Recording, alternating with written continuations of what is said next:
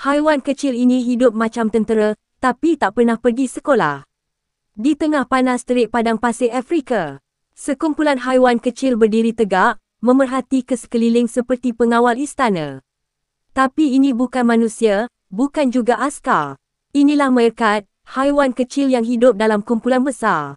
Dan cara mereka bekerjasama memang luar biasa.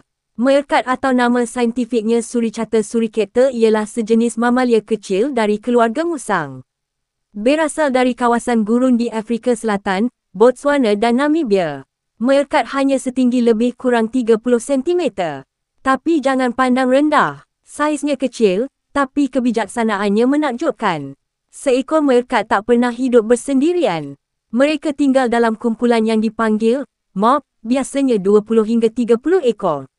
Setiap ahli ada tugas masing-masing. Ada yang jadi penjaga, berdiri tegak di atas batu sambil memerhati pemangsa seperti helang dan ular. Bila nampak bahaya, dia akan menjerit memberi amaran. Dan semua meerkat lain segera bersembunyi dalam lubang bawah tanah yang mereka gali sendiri. Menariknya, mereka bergilir-gilir jadi penjaga. Bila satu penat, yang lain ambil alih. Macam sistem shift dalam pasukan keselamatan. Kajian menunjukkan meerkat mempunyai lebih 30 jenis bunyi komunikasi berbeza. Ada bunyi amaran untuk helang, bunyi lain untuk ular. Malah nada suara mereka boleh menunjukkan tahap bahaya. Sama ada perlu lari cepat atau hanya berjaga-jaga.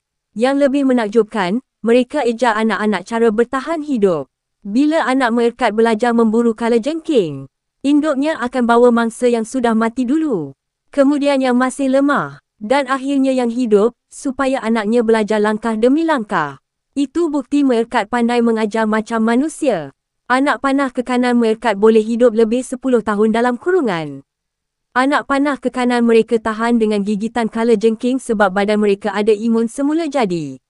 Anak panah kekanan dan walaupun nampak comel, meerkat boleh jadi sangat garam bila mempertahankan kumpulannya. Mereka akan berlawan sesama mob lain untuk rebut kawasan. Kadang-kadang sampai ada yang mati.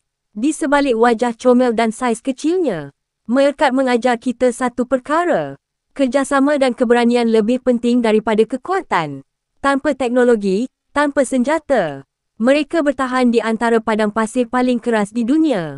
Kerana mereka tahu, bersama, mereka lebih kuat.